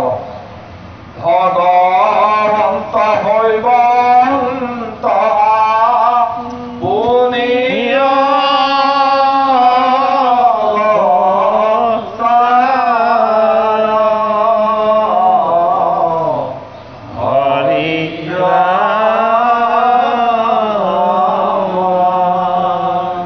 উপদেশখন পাঠ কৰি দিবি চবই নালাগে অঁ হে শুনা সমাসদ পদ মহাভা গৱত এই দেখা দেখা কেনে দুষ্ট কলিৰ মহত এহে নজানি সতৰে হৈ সাৱধান কৃষ্ণ বিনে কলিত তাৰণতা নাহিয়ান সংসাৰৰ গৰ্তত পৰি আছা সমুদ্ৰাই অশ্ৰুতি জ্ঞান নষ্ট ভৈল বিষয় চিন্তাই এ কাল সৰ্পে দংশিয়া তথাত লৱে প্ৰাণ কৃষ্ণ বিনে কোনে আত কৰিমে কত্ৰাণ ও হে কৃষ্ণ প্ৰাণ প্ৰভু কৰো নমস্কাৰ দীনয়নাথক প্ৰভু কৰিও উদ্ধাৰ কৃপাময় মহেশ্বৰ অনাথৰ নাথ এ কৰো কাতৰ চৰণতে থৈ আমাৰ এ ময়ো ভুঞ্জো যদি নিজ কৰ্মৰ বিপাক মোৰ মনে তথাপি নেৰোক তোমাক এ সৰ্বদায়ে তোমাৰ ভিতৰ হওক ঐ এহি দান দিও নকৰিও আশা ভংগ এ তুমি শেষ হৃদয়াত্মা পৰম বান্ধৱ অজানিয়া বিক্ৰয় গৈলো এটো মাত মাধৱ এই মৰণ সংকটে প্ৰভু নচাৰি বামুক হে বোলা ৰাম ৰাম যত সমাজি কলোক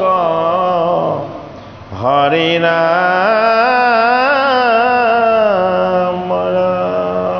হে কৃপালু গুৰুমতী বাবান্ধৱ সমস্ত আপোনাৰ সবে আজ্ঞা কৰক যেটো সময়ো হৈছে গতিকে আমি পাঠভাগ যাতে সামৰণি দিবলৈ আগবাঢ়িব পাৰোঁ কৃষ্ণ দিয়ক আপুনি হে মৰণ সংকটে প্ৰভু নচাৰি বামুক বোলা ৰাম ৰাম যত সমাজি কলোক হৰি ৰাম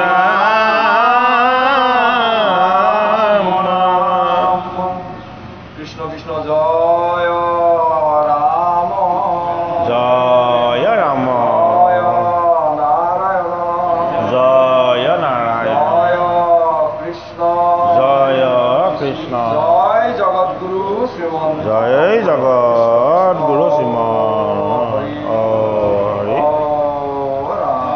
অপৰাধ বিনাশন তজনামে নাৰায়ণ জানি নামে পখিলো শৰণে আন গতি নাহিগে মৰণে অপৰাধ ক্ষমা কৰি তুমি দায়াশীল হৰি মোক ৰক্ষা কৰেও শৰণে ৰাম মোক ৰক্ষা কৰেও শৰণে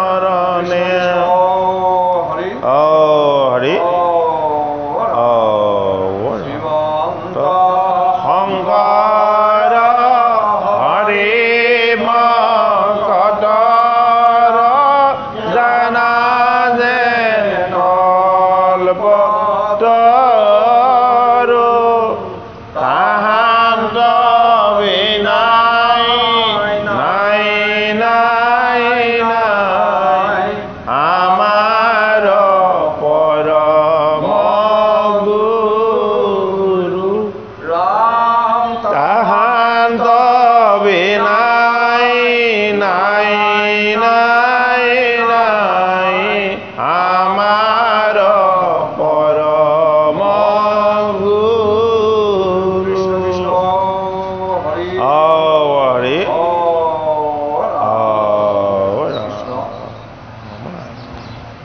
কৃষ্ণ কৃষ্ণ